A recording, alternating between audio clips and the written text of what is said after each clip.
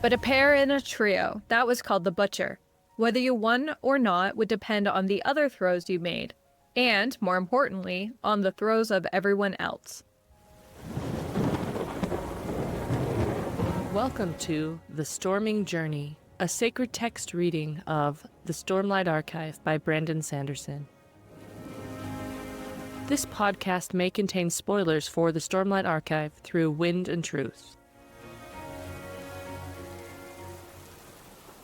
Hello, everyone, and welcome to The Storming Journey, where we are covering Chapter 25 of The Way of Kings.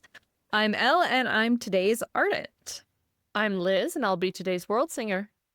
I'm Adam, and I'm today's Veristitalian. Okay, so I was trying to come up with a story that had to do with our theme of uncertainty, and I'm going to tell you a little love story, friends. Because probably one of the most uncertain times in my life was the period when I was dating my husband and, wondering if we were going to get married and when.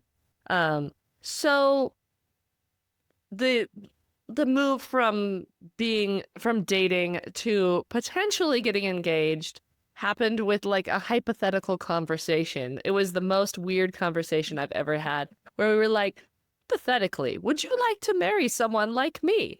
And hypothetically, if I got a job in Seattle after I finished my computer science degree, would you be interested in living in the Pacific Northwest? And just like, none of this, no commitment behind it, but just like, probing the waters, like, hypothetically, could this work long term? And then like 2 weeks after that, I left on a study abroad. So we were apart for like 8 weeks after that, and it was very weird. Not a lot of communication because this study abroad was hiking the British landscape, and so we were moving from place to place. Not a lot of opportunity to be on the internet, on computers, long distance phone calls, too expensive. So there was a lot of just like time spent wondering while walking across the moors of England, like, what's going to happen with this? I have no idea where this is going to go, and feeling that was pretty weird because this was my first serious relationship and I had never been in this position before. And then coming home and like kind of had imagined the whole time that like, oh, he's going to propose at the airport. This makes sense. Like, we've been apart for so long. And did not happen, did not mention anything. And I was like, have I read this whole thing wrong? And there was like a whole week of just feeling very uncertain and wondering where we were now, having been apart for 8 weeks. And then we went hiking and he proposed under a waterfall, and it was very cute. And all the uncertainty was resolved at that point. But that's my story of how I got engaged to my husband. It was an interesting process, and just I can remember feeling that tension for months on end of just like being halfway to being engaged, but not really being engaged, and haven't really made a commitment, but there kind of is an implication of a commitment, and feeling very unsure of where things were going to go. Liz, were you living the Austinian life as you were traipsing around the UK land? I just am imagining you now in Jane Austen's novels. It was the best study abroad ever. But the other thing was the week before, I had been trying to show off. I did some rock climbing, like trying to show my husband that I was really cool and athletic, which I am not. And I fell and broke my arm. And so I'm also hiking across England with my arm in a sling because it's my upper shoulder, and so they can't put a cast on it. And so it was just like the weirdest time, but also the best time because we love the English landscape. We love the Lake District, Bath, all the things. So yes, English major's heart singing. All right, with all that uncertainty resolved, we can move into our storm's eye view. So Cal overhears people talking about his father. Wondering why they say such things, he returns to his mother's side.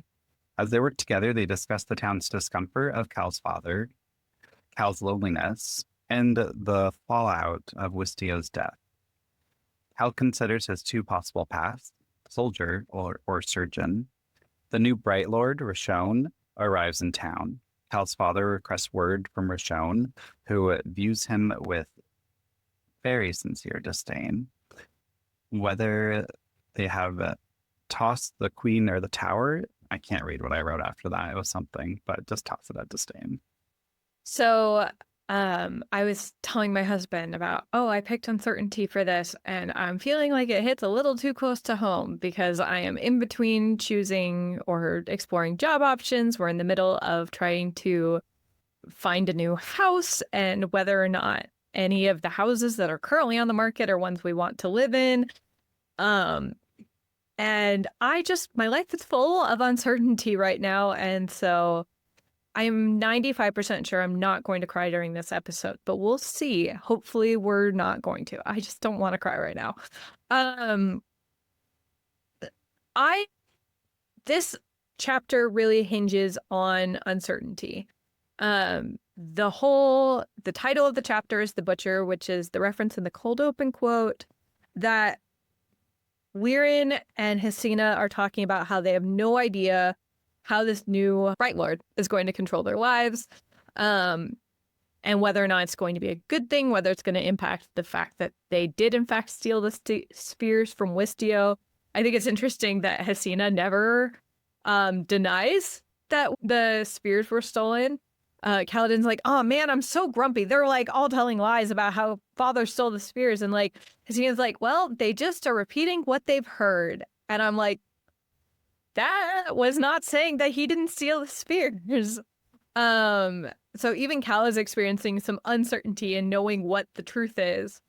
And so I wanted to talk about kind of where you saw uncertainty in here.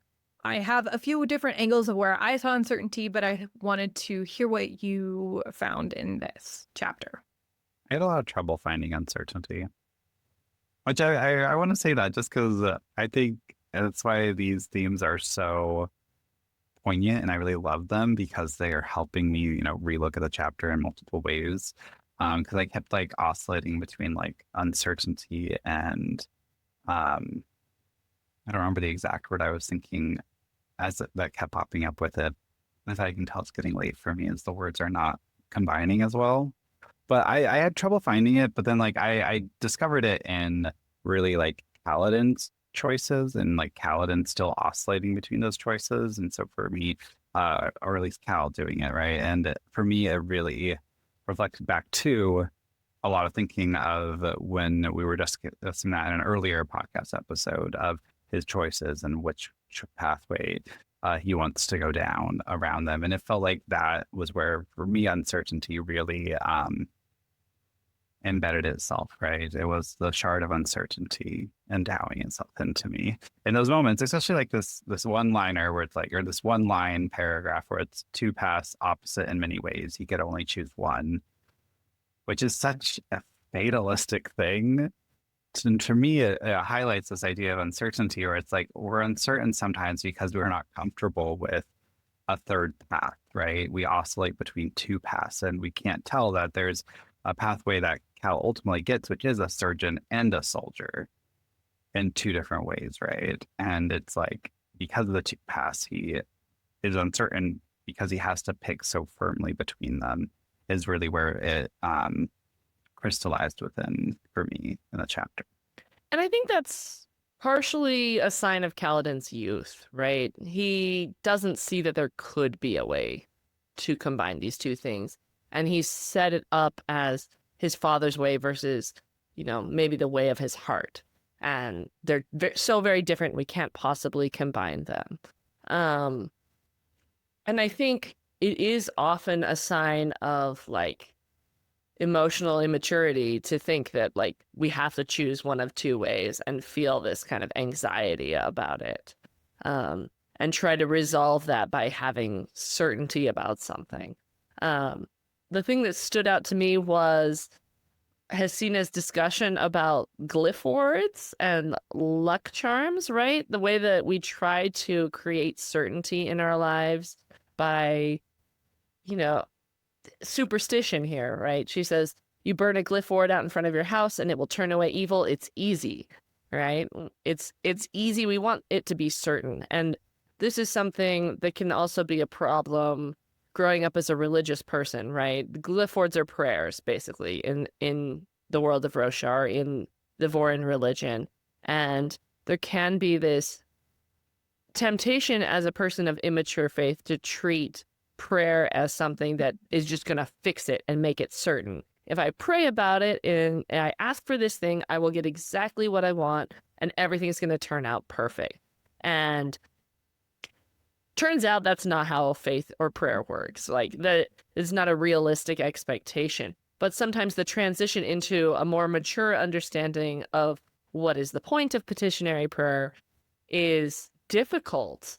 And it leads you to this place where you have to learn to be comfortable with uncertainty and living in a space where you don't know what's going to happen. And I think some of the problem is that the beliefs about certainty are perpetuated by people who are passing them on. Because I was listening to a church thing that was directed to children, and it was talking about how, well, if you pray, God will answer your prayer. And the obvious implication was that it will in fact be answered. And the examples were like, I prayed to help find my lost stuffed animal or whatever, and I got the answer and found it. And it is a way to start teaching prayer or start teaching how to have certainty in an uncertain situation.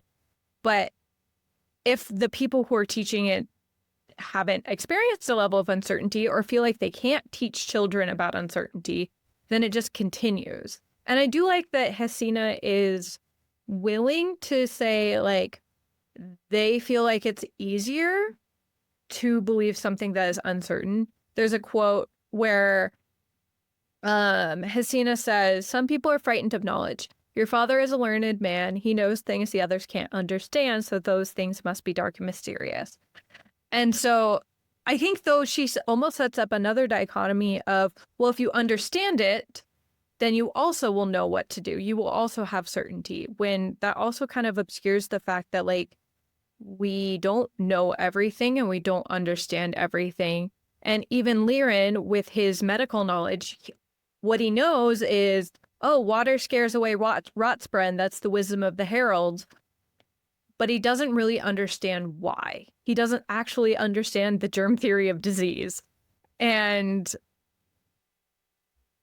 I think it's easy to say, well, superstition is uncertainty. It's fake knowledge. It's fake certainty. When I think it's a different way of finding comfort, and different people find comfort in the assumed amount of knowledge that they have. I keep thinking about Hesina's character because we don't see her a lot across the book. And so whenever she pops up, it's like, I think her character is very well fleshed out, even though she's seen on the page for only a little amount of time. And I think her response to uncertainty in this chapter and then the later chapters of the flashbacks is really important, right? She just keeps working. She just keeps going. Like, the entire town is uncertain about whether Lirin stole the spheres or whether he was given them, right? And she's like, okay, like, they feel all uncertain about this. Let me just go keep working. Let me keep it so that Lirin doesn't have to pay for medical things. Let me just keep moving forward. Let me keep going through the journey, right? Rather than coming to a destination of certainty in many ways. And so I think, like, Hesina's like such a good example of responding to uncertainty around us, right? Uncertainty of people being uncertain with us is just to keep being yourself in the moment, right? And to just keep walking forward into the darkness, into whatever is in the future. And I think she is a good example of being a practical way of responding to uncertainty.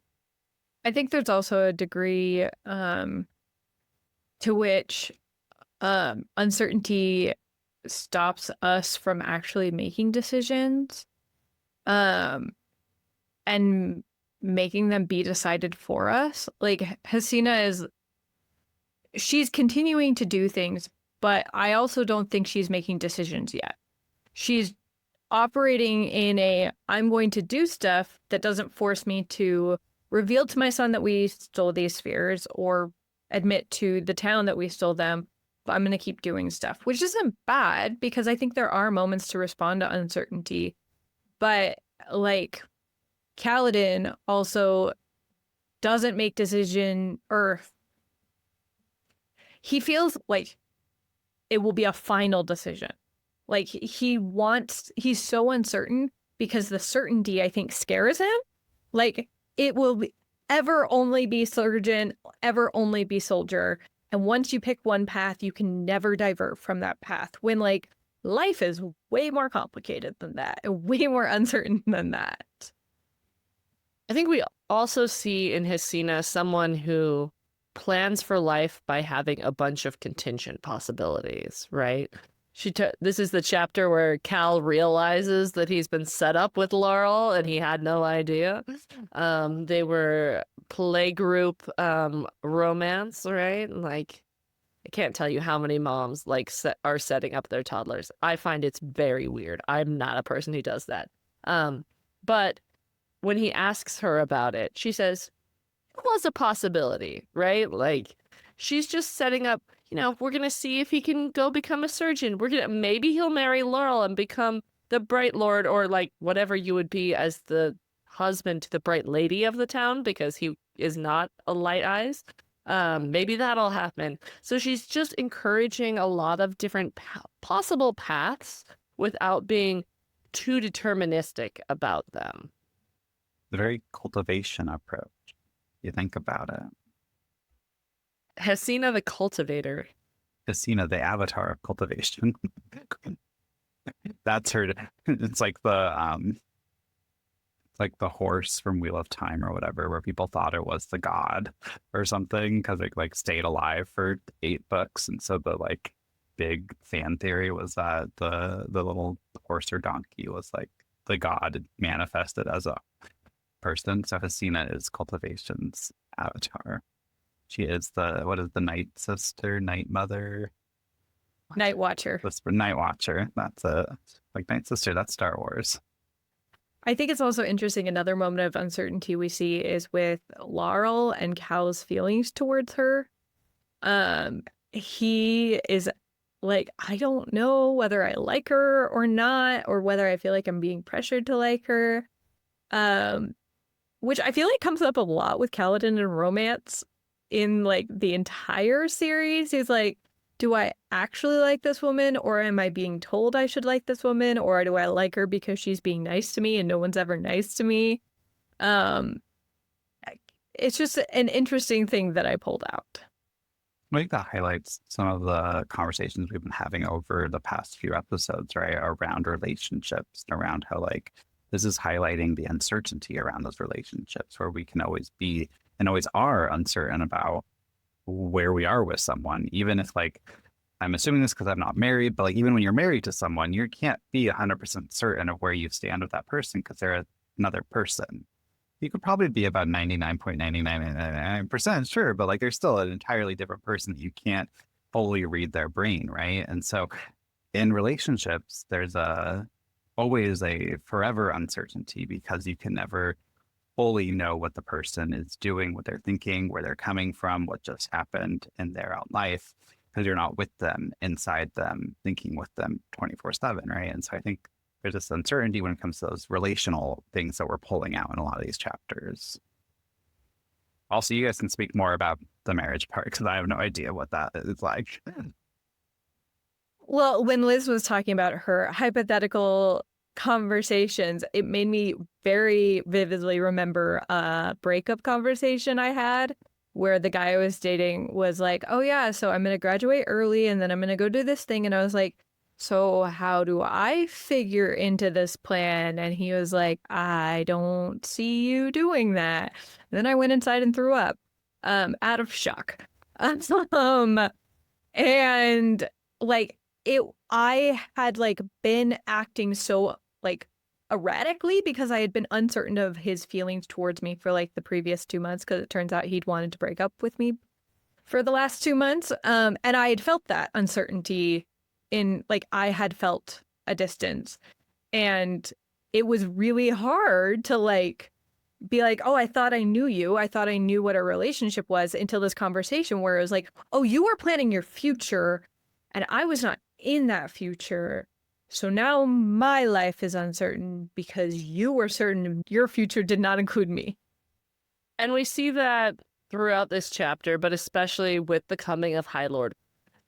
People were so interconnected, and someone else's plans for the future can completely derail our plans for the future, right? Hesina and Lyrian had a certain plan for the way their life was going to go, the way their kids' life was going to go, and that totally gets thrown out the window by Rashon breezing into town on his black carriage with his black horses and not deigning to leave the carriage because this town sucks. I was going to highlight from that as well. The moment before they get to Rashon entering, and they do that moment where it's like that moment when you came in met my parents, and Lyrian's like, oh yeah, that terrible, uncertain moment. Which I don't know.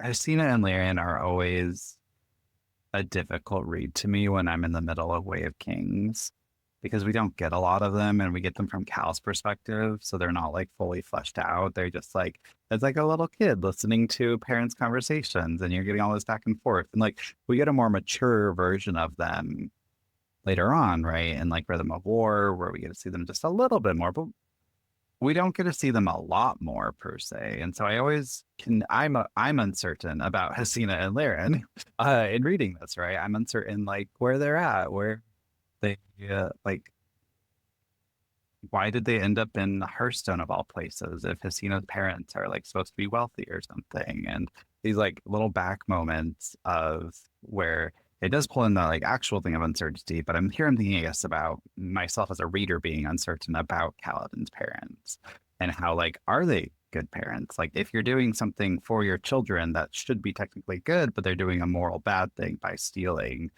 even though it's also kind of like it was promised to him, and so it's not fully stealing, and so there's like complexities around the spheres, right? And it's like as a reader, I'm a little uncertain around all of them, even though like I know I'm meant to trust them, they're the parents, and so there's this instant type of like assurance, but it's still a little uncertain around them, right?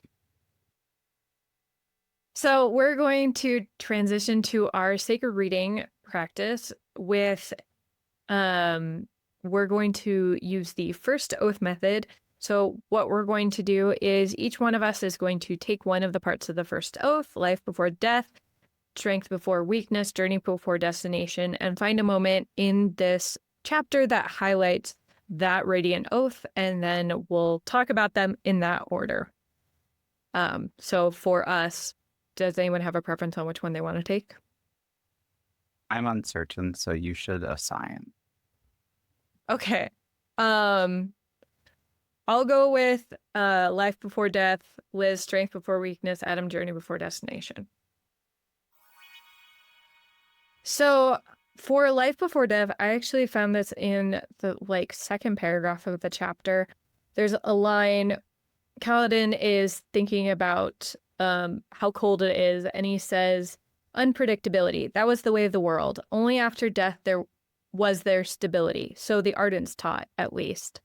And I was kind of thinking about this in life is uncertain and like unstable to some extent, in the way of the Ardents teaching that after death there is stability. And so life kind of is about uncertainty and a lack of stability. And like it's inherent to what our existence is. And it feels weirdly comforting. I mean, I like being stable. I like the idea of things having a good foundation of stuff, but it's a good acknowledgement that life is inherently uncertain, and that's okay. Okay, I have strength before weakness, and instantly my mind went to the moment when Rashon appears in the carriage, and He's turning around to go back in and he not even say anything to anyone. And Cal's father calls out to him, right? Says, Bright Lord Rashon, and he tries to make the best of a bad situation. And I think it doesn't turn out well, but it is a case of Liren showing some strength in a weak position, right? He knows that the way this goes could determine a lot, whether he's allowed to keep the spheres, what kind of living situation he's going to have with this new Bright Lord ruling over them, and that he doesn't have a lot of power to determine things. But he steps in and tries to do the best he can, offering to, give him a tour of Hearthstone, such as it is. But so he's showing a little bit of strength before weakness. It maybe, turns out he rolls the butcher on that, but he does the best he can in a difficult situation. Mine is journey before destination. And I chose the last words of the chapter because I think the throwing of the butcher is the journey because the other two are destination. So it says, the tower was 3 pairs in a game of breakneck. The queen was 2 trios. The first was an outright loss, the other an outright win. But a pair in a trio, that was called the butcher. Whether you won or not would depend on the other throws you made, and more importantly, on the throws of everyone else. So in this game, you have 2 destinations, right? One's a win, one's a lose. Those are both conclusions. But the journey itself is that pair in a trio. And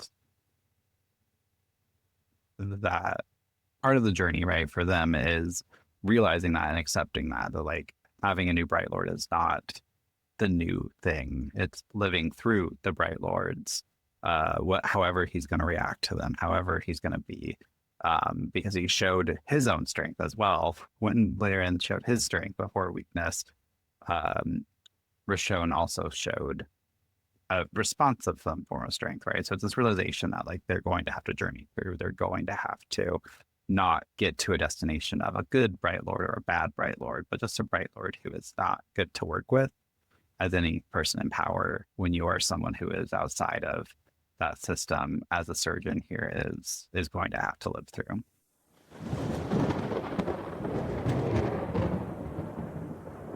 So that brings us to our Wisdom of the Herald, where we share something that we would like to take with us into our lives from this episode today. I'm uncertain about my Wisdom of the Heralds. Pause for laughter.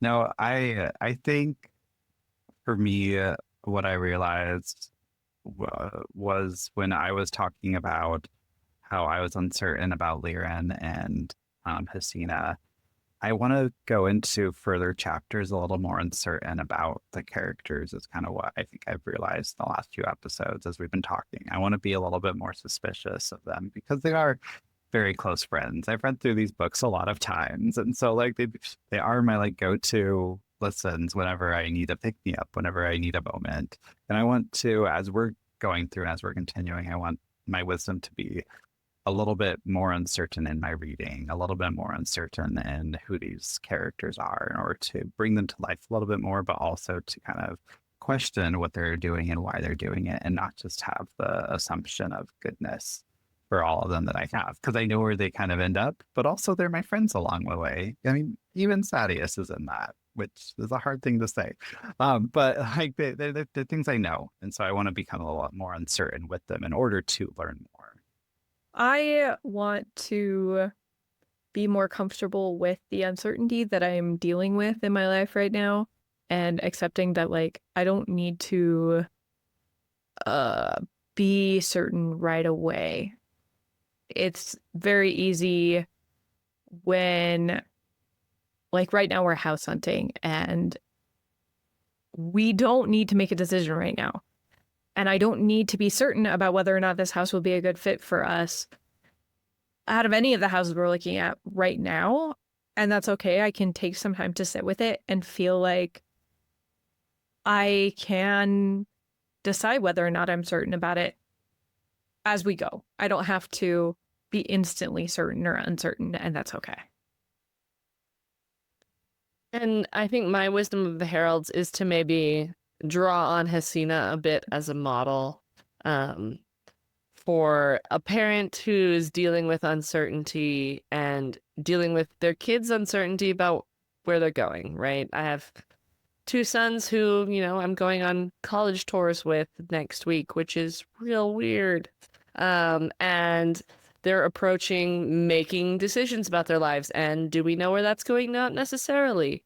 And so I would like to model some of Hasina's kind of calm and collected nature from this chapter about just being okay with being in that moment of uncertainty, and we're going to roll with the punches and plan the best we can, and then we're just going to see what happens, and she's going to love Cal no matter what he does.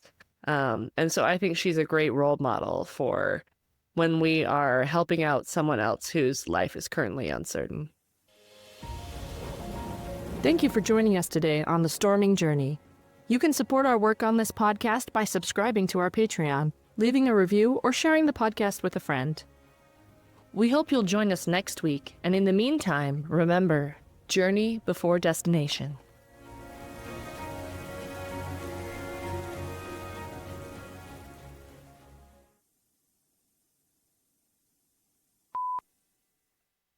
And I didn't even cry.